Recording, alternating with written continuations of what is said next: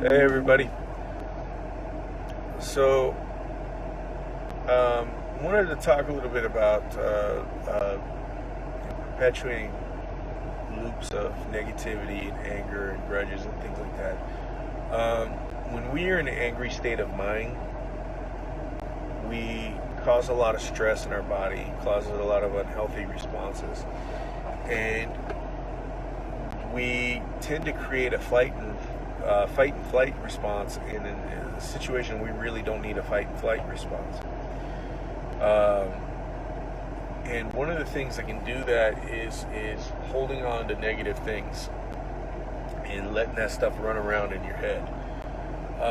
As human beings, we've kind of evolved to pay very close attention to the things that hurt us, that cause us harm, because we're, a fragile species. And when we were out in the wild, we got killed easy.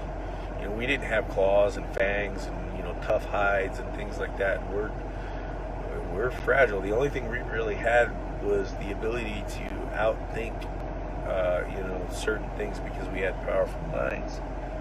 But we really noticed the things that hurt us, and we kept that in our head strong.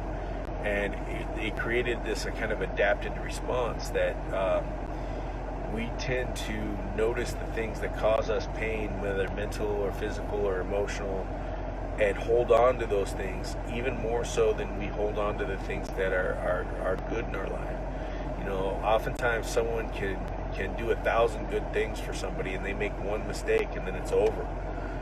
You hold on to that mistake, it festers in your mind, it makes you angry, it makes you, that's the only thing you can see. Even though there was all this good stuff before, all you can hold on to is that one negative thing.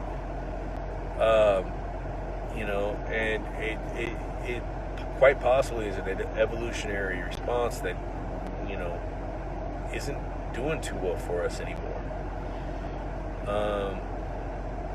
We, especially on this online world, we kind of gotten into this mode of very aggressively expressing our opinions, and also very aggressively and angrily going after anything that challenges our confirmation bias and our preconceived notions, anything that is contradictory to our opinion.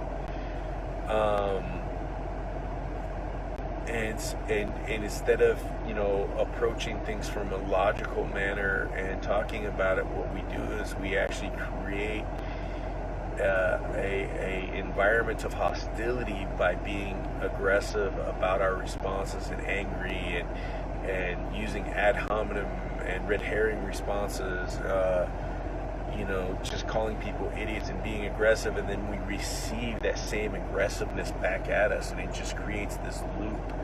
And it's not a perpetuating loop, it's a growing loop, it's a festering loop. It just gets bigger and bigger and bigger and more aggressive as things go on. And it puts us in a very negative mind state, and actually does create physiological responses in our body that degrades our health. So on that note, I wanted to share a story about a guy named Daryl Davis. He was a very talented blues musician. And although he was born in the U.S., he actually grew up a lot in Europe. And during the time in the U.S., it was an era of extreme racism and things like that. And he didn't really experience a lot of that until he got back to the U.S. and he saw the segregation, he saw the violence and the things like that, and the disproportioned rules and things like that. And so he kind of experienced it secondhand. He had two different kind of views of things. But Daryl was kind of unique, and he didn't allow, even though there was a lot of hate being put on him, he didn't upcycle that back out to the world. One night, Daryl was playing a show at a place called the Silver Springs Lodge. And at the end of the show, Daryl's sitting at the bar, he's having a drink, and a man approached him and said, "Hey, for a black guy, you play music pretty good. I could actually listen to you a little bit. I don't listen to most black guys." and Daryl could have been incensed. He could have gotten angry about the comment, but instead Daryl said, "Oh, thank you," and he goes, "Hey, have a seat. Let me buy you a drink."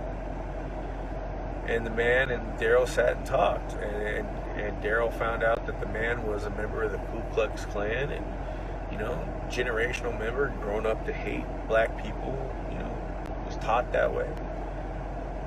But Daryl didn't get aggressive with him. He just talked to him. He just, he found out about what the man was, why his was, and just by talking to him, just being and showing the man how intelligent Daryl was, and not in a condescending manner either, but in a conversational manner.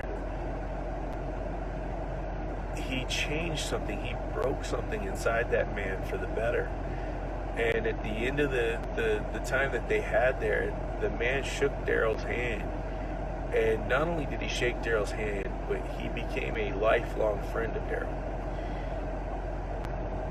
Instead of acting aggressively and perpetuating this grudge and this negative nature, Daryl was the disruptor. And he didn't just do that for the man he met there, but many times he met members of the KKK or people that were very racist, and just simply by conducting himself as a gentleman, as intelligent, as somebody that can be listened, and creating a safe space for these people. Again, every single one of these people he talked to, he broke something inside of them and kind of reset them. And when Daryl passed, over 200 former Klan members walked and gathered at Daryl's funeral and memorial. The former Grand Wizard